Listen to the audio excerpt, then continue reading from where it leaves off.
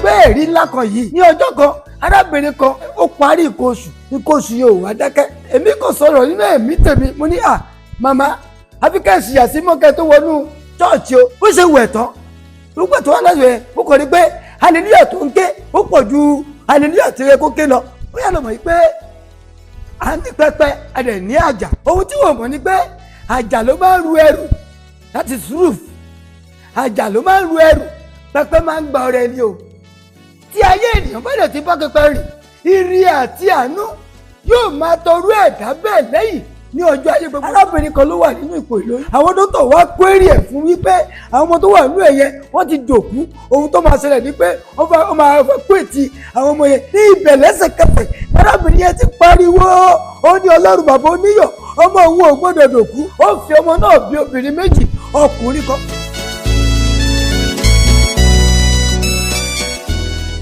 ètò tí ẹ fẹ́ gbọ́ yìí ló ń wá sétí ìgbọ́yín láti ilé ìjọsìn CCC Christ Tower International Parish Òkè Ìlágbè Abẹ́òkúta.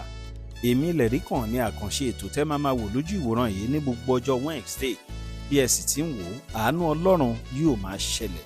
àkọlé tá a máa fi gbàdúrà lẹ́ni ní pẹpẹ ìdáhùn àdúrà kí là ń pè ní pẹpẹ ìpẹpẹ níbi ìparapọ̀ níbi àṣẹ àti bèrè lọ́wọ́ ẹlẹ́dàá àwọn ẹ̀mí àìrí la máa ń bèrè kó lọ́wọ́ wọn ní pẹpẹ gbọ́mi ọmọ Ọlọ́run pẹpẹ méjì ló wà pẹpẹ mímọ́ ń bẹ pẹpẹ òkùnkùn ń bẹ ohun tí ayé ń fi pẹpẹ òkùnkùn ṣe ni pé wọ́n fi ń bá àwọn ọmọ ológun jà tó bá lọ wọ níwèé Númérì wàá rí pé Bálámù ó pe Bálákì láti fi àwọn ọmọ Ísírẹ́lì lé lórí pẹpẹ àjèjì mo gbàdúrà gbogbo pẹpẹ àjèjì láti mórúkọ rẹ dé láti bàrìnàjò rẹ dé Olúwa dáná sun wọ́n ọ̀run dáná sun wọ́n á sọ nípa pẹpẹ níbi ìgbàdúrà tí ọ̀run ti ń gbàdúrà ènìyàn bóyá ló mọ̀ gbogbo ẹ̀dá ló gbọ́dọ̀ ní pẹpẹ bóyá ọ̀nà ò tiẹ̀ mọ̀ wípé ó nílò pẹpẹ níbi agbára pẹpẹ níbi ìkọjú sí Ọlọ́run wà ní pé kí a tó yí orúkọ Jákọ́bù padà sí Ísírẹ́lì ìṣẹ̀lẹ̀ ńlá kan ṣẹlẹ̀ nínú ayé rẹ̀ ó ń bọ̀ padà wá sí ọ̀dọ̀ àbúrò rẹ̀ tí ń ṣe Ísọ̀ láti kó rẹ̀ padà sí ilé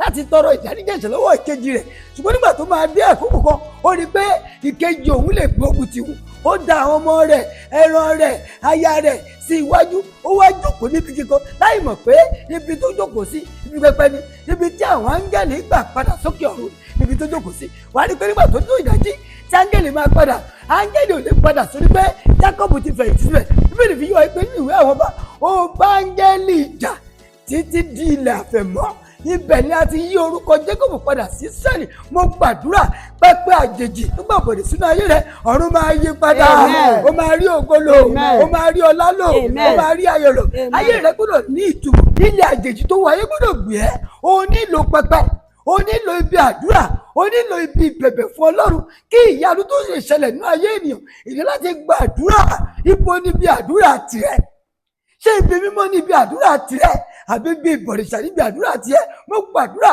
pẹpẹ ìlòdì tó lè lòdì sí ògo àtẹ̀yànmọ́ rẹ tí ó jẹ́ kí àdúrà rẹ gbà tàbí pẹpẹ ìlòdì táyé mú orúkọ rẹ dé lórúkọ bẹ́ẹ̀ ó yẹ gbiná ó yẹ gbiná Hánà wà ní Ṣílò láì ìmọ̀ye ọdún tó ti wà ní Ṣílò ṣùgbọ́n kò tí ì bá pẹpẹ pàdé ìjọ tí Hánà bá pẹpẹ pàdé ìjọ náà ní ayé rẹ ní ìtumọ̀ òrìélì gẹ́gẹ́ bí wòlíì ti mẹ́lú pẹpẹ bóyá ló mọ̀ pé kì í ṣe wòlíì rẹ ní orírun àdúrà rẹ bí kò ṣe pẹpẹ ẹ̀rí tí ń bẹ nínú ayé rẹ pẹpẹ rẹ ní í ṣe pẹ̀lú àdúrà rẹ bóyá tí mo tiẹ̀ sọ tiẹ̀ yé wa ìjà lọ sínú ìwé 1 Samuel orí ìkíní ẹsẹ̀ 13 àti 15 àti 17 ẹ jẹ́ kàwé. Ǹjẹ́ Hánà òun sọ̀rọ̀ lé ọkàn rẹ̀. ó ń sọ̀rọ̀ ní ọkàn rẹ̀. Kìkì ètè rẹ̀ lé ó mì. ètè rẹ̀ ló ń mì. ṣùgbọ́n a kò gbọ́ ohùn rẹ̀. hallelujah mo fẹ́ kó o rí àṣírí kan bẹ̀ yẹn o wá rí pé níbi tí a ti sọ̀rọ̀ yẹn tẹ́ḿpìlì Olúwa ni ẹni tó dẹ̀ wà nínú tẹ́ḿpìlì ẹni Élì dẹ̀ ni ẹni tó ń jẹ́ olùgbọ̀wọ́ àdúrà ènìyàn sí Ọlọ́run nínú pẹpẹ wá rí pé ní ọjọ́ yẹn Hánà ò kọjú sí Élì Hánà ò kọjú sí ìjọ ohun tí Hánà kọjú sí ni pẹpẹ Bíbélì sọ pé Hánà kọjú sí pẹpẹ ó kúnlẹ̀ nínú tẹ́ḿpìlì Olúwa ó fi ọkàn rẹ̀ bá pẹpẹ lọ ó wá ń gbàdúrà ẹnu Hánà nìkan la rí tó ń sọ̀rọ̀ Hánà ò lahùn sí ìta sọ̀rọ̀ sí gbangba èyí yìí ni Élì rí tó ní Hánà tí mo ti yọ wá rí pé pẹpẹ ní ìtúsílẹ̀ ọkàn ènìyàn pẹpẹ ní ìbá Ọlọ́run pàdé mo gbàdúrà ní ilẹ̀ àjèjì tó wà lórí irun ayọ̀ rẹ pẹpẹ ìlòdì tí ó jẹ́ kí àdúrà rẹ kó tẹ̀ ìtẹ́wọ́gbà lórúkọ Jésù ó máa gbiná ó máa gbiná ó máa rí ògbólò ó máa rí ọlálò. ẹ jẹ́ àjọ gbàdúrà ìka tó tẹ̀síwájú. Olúwa o, pẹpẹ àjèjì tó ń gbàbọ̀dẹ̀ nínú ayé mi tó ń gbìyànjú àti rìn mí wòwò, ó yá iná àti àrá kó palẹ̀ wọn mọ́, ó yẹ sọ́dàdúrà. Jésù Kristi mákàlì mọ́ ìwọ pẹpẹ àjèjì lórí àyànmọ́ mi tó ń gbẹ́bọ òdì lórí iṣẹ́ mi lórúkọ Jésù, ó yẹ gbiná ó yẹ gbiná ó yẹ gbiná ó yẹ gbiná ó yẹ gbiná. Jésù Olúwa wa.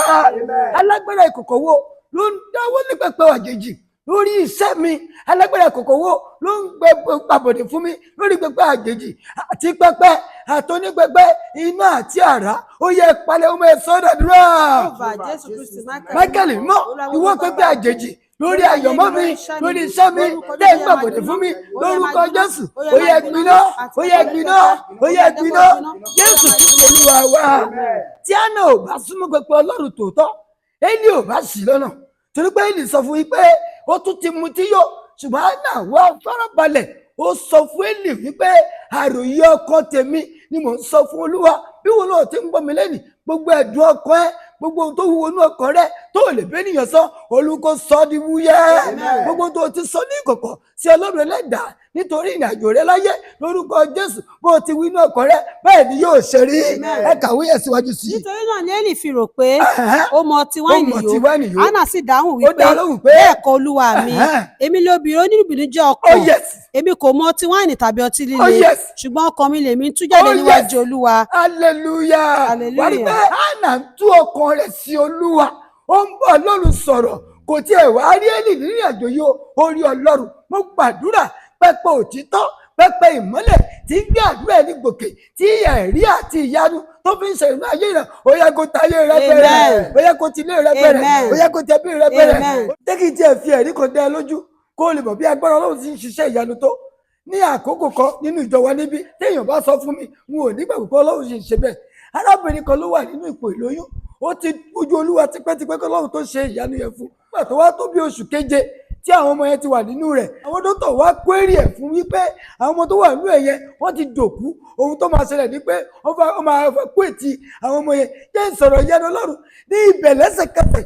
Arábìnrin yẹn ti pariwo, ó ní Ọlọ́run bàbá oníyọ̀, ọmọ òun ò gbọ́dọ̀ dòkú. Ìbínú àti ìtara ló fi kú lọ́sítà yẹn, kò gbá ilé lọ, bó ti ń padà bọ̀ chọ́ọ̀chì ló ń bọ̀. Nígbà tó débí, ó bá bẹ̀rẹ̀ sí bá dénú pẹpẹ, ló ń yíra sọ́tù ló ń yíra sósì, ló ń sun ẹkún. Bàbá ní kí ló ṣẹlẹ̀? Ó ní bàbá, ó ní ẹ̀gbọ́n lọ́gọ́ Ọlọ́run kó tó wù sílẹ̀ nílé ìwòsàn lòun ti ń bọ̀. Ó ní àwọn ọmọ inú òun ó ti dòkú, ṣùgbọ́n pẹ̀lú agbára Ọlọ́run, pẹ̀lú owó Ọlọ́run àti agbára Ọlọ́run, lẹ́sẹ̀kẹsẹ̀ àwọn ọdún àdúrà.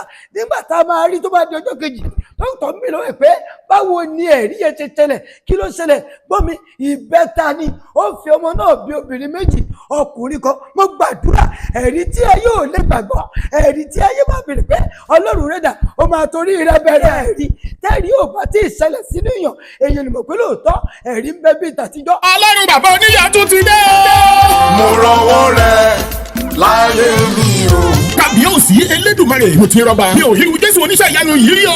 Ó tún ti ṣèlérí ẹ̀dá ǹtagbá lọ́tẹ̀ yìí. Kìkì kó darapọ̀ mọ́ wa nínú ìpàdé àdúrà ẹlẹ́ẹ̀kẹta irú ẹ̀. Ìrè òkun Fortune of the Sea season 3. Ìgbàlà, ìtúsílẹ̀, ìwòsàn, ìbùkún, ìyípadà ọ̀tun àtàwọn oríire bẹ́ẹ̀ bẹ́ẹ̀ lọ. Àǹfààní tourism tún wà fún wọn nínú ìpàdé àdúrà tọ̀tẹ̀ yìí. Ìwọ náà lè forúkọ sílẹ̀ kájọ ìrìn àjò àbẹ̀wò àdúrà sétí òkun Ivoji tá a pè ní Fortune of the Sea season 3. Ọkọ̀ ń bẹ láti ìrìn àjò àdúrà ọlọ́jọ́ mẹ́ta yìí ní gbọ̀ngàn ìjọ wa CCC Christ International Parish Ìlàgbé Òkèlàntọ́rọ́ of Samuris bus stop Abẹ́òkúta Ògùn State. Àwọn ìránṣẹ́ Ọlọ́run láti Togo, Lomé, Benin Republic tó fi dé Kotonu àti wòlíì Táíwò Olúṣọlá Babsalam bàbá oníyọ̀ bámbà lọ́lọ́run yóò máa lò. Fortune of the Sea ìrìn àjò àdúrà ìṣòro àtafẹ́ ọlọ́jọ́ méjì yìí sí Ivoji Beach Badagry. Ẹgbẹ́ o, ta ló dé pẹpẹ ayé kan sílẹ̀ nítorí ọ̀rọ̀ rẹ̀? Ta ló gbìmọ̀ ọ̀tá gbogbo ìkà tó dé pẹpẹ ayé sílẹ̀ nítorí ẹbí rẹ̀? Ibo nígbà tí ń ta nǹkan kan sórí pẹpẹ fún ọ? Pẹpẹ orírun wo ló dà àyànmọ́ rẹ rú? Irú pẹpẹ bẹ́ẹ̀, pẹpẹ tó ju pẹpẹ lọ, ó yẹ ẹgbẹ́ pẹpẹ mi. Pẹpẹ iná, ó yẹ ẹgbẹ́ pẹpẹ ayé mi. Pẹpẹ ọ̀run, ó yẹ ẹgbẹ́ pẹpẹ ayé mi. Ayé lè rìn ìhó tí ò ní pẹpẹ ayé. Ìmọ̀ ọ̀tá lè parapọ̀ nínú pẹpẹ àjèjì láti ba àyànmọ́ jẹ́. Mo gbàdúrà pẹpẹ kí pẹpẹ tá a lè gbé kalẹ̀ nítorí ọmọ ni nítorí iṣẹ́ rẹ ni nítorí ìrìnàjò tó wà ní irú gbogbo bẹ́ẹ̀ ọ̀run kọlù wọn. ẹ lọ sí verse 15 kí ló sọ fún wa níbẹ̀. nígbà náà ni Élì dáhùn ó sì wí pé máa lọ ilé àlàáfíà kí Ọlọ́run Ísírẹ́lì kí ó fi ìdáhùn ìbéèrè tí ìwọ béèrè lọ́dọ̀ rẹ̀ fún ọ. wà á rí pé Élì fún ẹran tiẹ̀ ó ti yọ ara ẹ̀ sọ́tọ̀ ó ti fi Hánà àti pẹpẹ àti Ọlọ́run Ísírẹ́lì ó ti fún wọn pàdé. ìjà sí pé gbogbo owó ọ̀tá lórí ayé rẹ nítorí pé wà níwájú pẹpẹ mímọ́ ó yẹ ọ̀run kó mọ ọwọ́ wọn kúrò àṣírí kankan rè o. ó yà lọ́mọ yìí pé a ní pẹpẹ a dẹ̀ ní àjà. ohun tí wọ́n mọ̀ ni pé àjà ló máa ń ru ẹrù láti roof pẹpẹ máa ń gba ọrẹ ni o. tí ayé ènìyàn bá dẹ̀ ti bá pẹpẹ rìn ire àti àánú yóò máa tọrú ẹ̀dá bẹ́ẹ̀ lẹ́yìn ní ọjọ́ ayé gbogbo nítorí pé ayé rẹ̀ ti di pẹpẹ. níwọ̀n ìgbà tí àṣírí pẹpẹ kì í tú mo gbàdúrà ní ọ̀sán ní òwúrọ̀ ní àṣálẹ́ ní àṣírí rẹ̀ ò ní tú.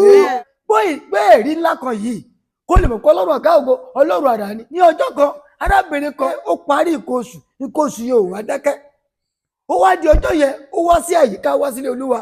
bó ti délé Olúwa èmi kò sọ̀rọ̀ nínú ẹ̀mí tèmi mo ní màmá àfikẹ́ ìṣìyàsímọ́ tó wọnú chọ́ọ̀chì o.